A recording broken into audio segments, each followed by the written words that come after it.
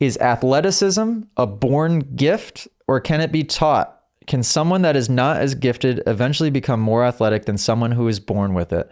Great question. My belief is that you have your genetic predisposition. So there's gonna be people that are born, like Millie, for example. Her dad, me, is quite athletic. Her mom, Allie, also quite athletic. She also is being raised from birth and from before birth, from when she was in the womb, in like a very, very positive, uplifting, calm, still environment. There's no arguing going on. We're with her all the time. So she's not being dropped off at daycare or in environments that are kind of tainting her in any way. So genetically, she's going to have a really, really good starting point. Now, I think that's what people excuse as talent. And I believe that there is so much more room for growth once you are born. And once you get to a point where you're consciously working on a skill or an attribute, that is so much, there's so much more room to be made up than just predisposed genetics that you're born with. There's definitely some examples. I mean, is Usain Bolt genetically, is he going to be a faster runner than me? Yeah, I'd say so, probably. But who knows? Maybe if I, from day one, just had a dream of being the fastest runner in the world and did everything I could, who knows? Maybe my 5'11" body could be faster than however the heck tall he is. But I really operate under the belief that just talent doesn't exist, in that talent is created through discipline and through perseverance and through organized knowledge and just, creating a goal, thinking big and sticking to something forever and having the growth mindset as you do so. And that is a pretty hard combination to beat. Again, so much so that I think the argument of how am I going to stack up against the person that's talented becomes literally irrelevant. Jet Lawrence, not talented. He created and cultivated, the family did, an amazing amount of skill and diversity within that skill, learning in Europe, learning in the United States, learning in Australia, combining all of that knowledge, learning from his older brother, Hunter, and all the mistakes that they would have made with Hunter as he was growing up.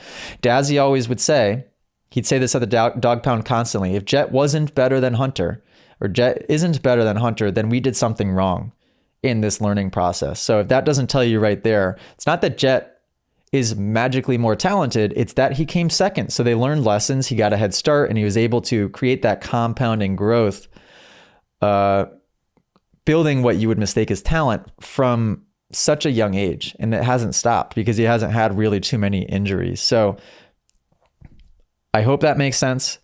I used to look at people and excuse their success as talent. That would be my excuse. I would either think it was talent or it was luck.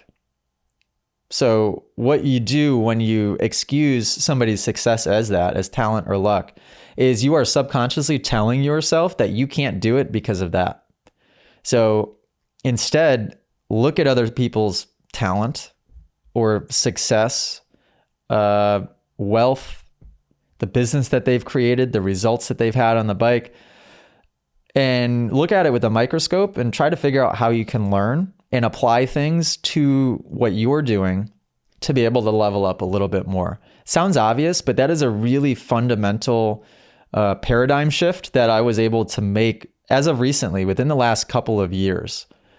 And it's made a world of difference, Instead of like instantly jumping to the fact that when somebody is posting something about this, or I see this happening, or this person drives by in this car, instead of me thinking like, oh, well, obviously their parent bought that car for them, or some negative thought like that. Now it's just try to learn. Okay, I don't know if I can learn much that this person drives by in that Range Rover that I might want, but if the parent did buy it for him, what did the parent do? How did they create their money? I don't know. Ask the right questions and it will shift your paradigm completely, and you will start to believe less and less and less and less in talent and born gifts. Does that make sense? But speaking of born gifts, you do to some extent, or a lot of extent, have to follow your intuition and try to find the thing that you are attracted to and that you're magnetized to. And a lot of people don't find that because they just don't search hard enough. So, and if you are a parent, I think the goal would be to create an environment in which your daughter or son can experiment with so many different things and try to just give them, you know, the opportunity to find that which they're interested in, and try to ask the question of like, okay, how can you serve humanity with this thing? Like, how can you really make a difference in this thing? And if they're asking those questions right from the very beginning, then they're going to be the person that people look at and go, wow, they've really got a born gift. If you guys enjoyed this podcast clip and you want to listen to full episodes, you can do so on Spotify and Apple Music. If you want to send in your own video submission, you can join us in the Moto Academy family inside of the Moto Academy app by just going to themotoacademy.com. That's also where you can sign up for a class. Okay, guys, see you next episode.